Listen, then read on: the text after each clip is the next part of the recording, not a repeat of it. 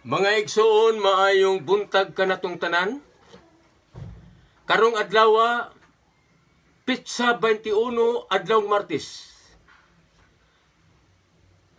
Buwan sa Hulyo, tuig 2020.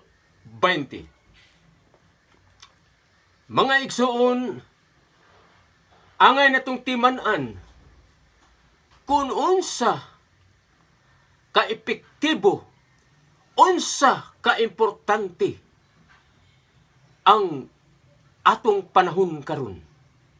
Asa na tadapita kini atong hinahinayon nato og at-at. Ang atong mahal nga birhen, inahan sa atong Ginoo, atong inahan, dili maantigong mamakak. Ang mga pulong sa atong mahal nga birhen balaan. Busa way sambog nga pamakak ang iyang gisulti. Ug kini atong hinahinayon og pagpasabot aron masabtan asa natang dapita karon sa atong panahon. Ang atong mahal nga birhen militok. Matud pa niya, unang litok niya mao, smoke of Satan enter the church. Ikaduha niyang gilitok, Rome will lose the faith. Ikatulo niyang litok, Rome will become a seat of Antichrist. Og ganus aman siya magalitok niini. Didto siya nagsulti sa Our Lady of La Salette. Busa, dunabay kamatuuran kining tanan. Mga igsoon ato kining hinahinayon pagpasabot. Sunod kamo kanunay, aron masabtan asa na ang atong panahon karon. Nakasud uwa pa ba? Niadtong tuig 1884, si Pope Leo XIII, sa mainito nagampo siya atubang sa altar. Diin, ana ang tabernakulo. Samtang nagampo si Pope Leo XIII, aduna siya nabati nga kukabildo sa duha ka tawo.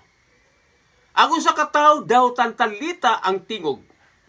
Ang usa ka tawo malumo hinay, maaghop ang tingog. Busa, naminaw pag-ayo si Pope Leo XIII. Mingon ang tantalita nga tingog,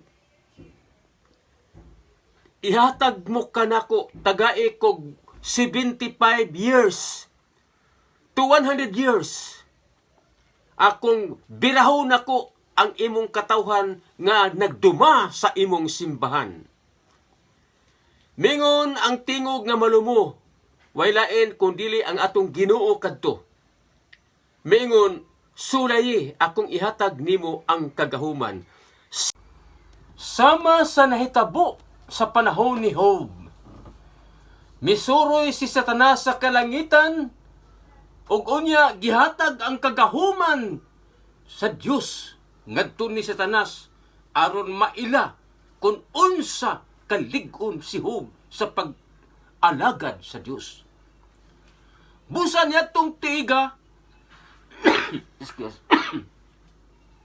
1884, pag-abot og 75 years, 1959, mao kadto ang mga panahona 1950s, gilutos ang mga Kristiyano sa mga komunismo. Nagkatibulaag ang mga Kristiyanos. Busa, bisan asang dapit sa kalibutan, tuwa usab ang komunismo. Nakabot ang ilang huna-huna, musukol sila, apan wa sila ganamiton, sarang ikasukol sa komunismo. Miabot ang time nga nakig-negotiate na lang. Busa si Pope John 23 niadtong tuiga 1962, miauhag nga makig-negotiate sa komunismo. Sakop ni Karl Marx ug ni Lenin. Tuod man nahitabo ang negosasyon. Unsa may ilang agreement. ang ilang agreement mao kining musunod. Do not denounce the error of communism and the succeeding popes. Pirma.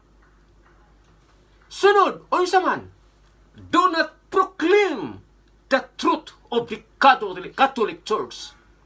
Pirma. Kini mo'y hinungdan nga nakasud ang asun ni Satanas sa simbahan. Gisulti na sa mahal nga berhin. Smoke of Satan enter the church. Nakig-abi-abi sila. Nakig-negosyate sa white Diyos.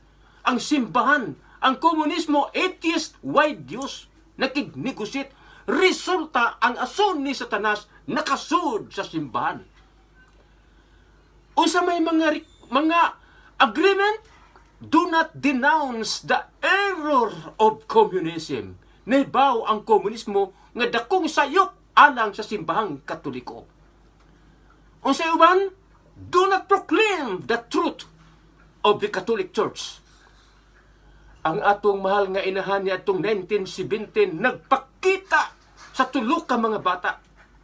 Unsay pinakadako nga tugon sa mga bata alang sa atong simbahan, mao kining mosunod. Consecration of Russia to Immaculate Heart of Mary. Once nga makansecrate ang Russia to Immaculate Heart of Mary, Russia will be converted. Makonvert ang Russia. Ang komunismo makonvert.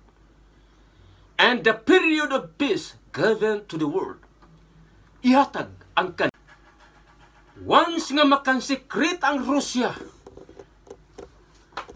the period of peace given to the world. Ihatag ang kalinaw sa tibuok kalibutan. Kumusta? Gikan-secret ba ang Russia? Wala. Matud pa, gikan-secret daw. Pero, inbalido ang konsekresyon. Niya ang patinaw. Niadtong 1952, si Pope Pius XII mikan secret sa Russia. Apan pila lang kapugyot ang iyang gigamit nga mga obispo. Apan ang tawag sa mahal nga inahan, headed by Pope together all bishop of the world. Mauni ang kauban sa pagkasekret sa Russia. Invalido. Pag-abot ni Pope John II, Timani, 1884, nagpakita, nadungog ni Pope Leo XIII diha sa tabernakulo ang Kukabildo. 1884. Pag-abot og 1984, 100 years, kay pangayo sa dautan nga si Satanas, 75 to 100 years.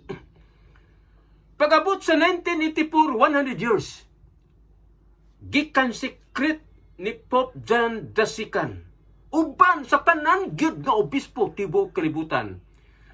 Dili lang kay obispo ra, lakip ang Hinduism, Buddhism, Islam, Protestantism, tanang reliyon tibuok kalibutan diha kuyog sa maong konsekresyon. Apan unsa may gikan secret ni Pope John II, dili ang Russia kundili world ang kalibutan.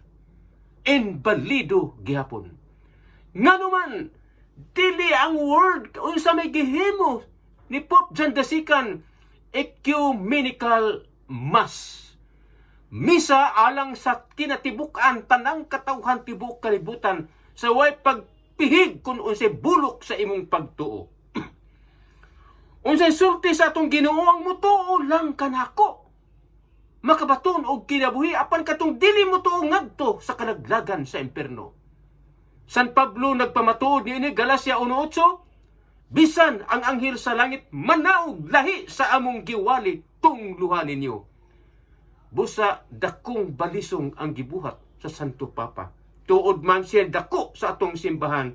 Apan matud pa sa Ginoo, bisan ang gahahan sa hadis, bisan ang kamatayon, dili makabuntog ni ini. Apan naapay daghang mga Katoliko nga nagtikaw-tikaw nga nagmahal sa atong pagtuo. Tungod ni ini, nahimo nga inbalido, wa gyapon makansikret hangtod karon.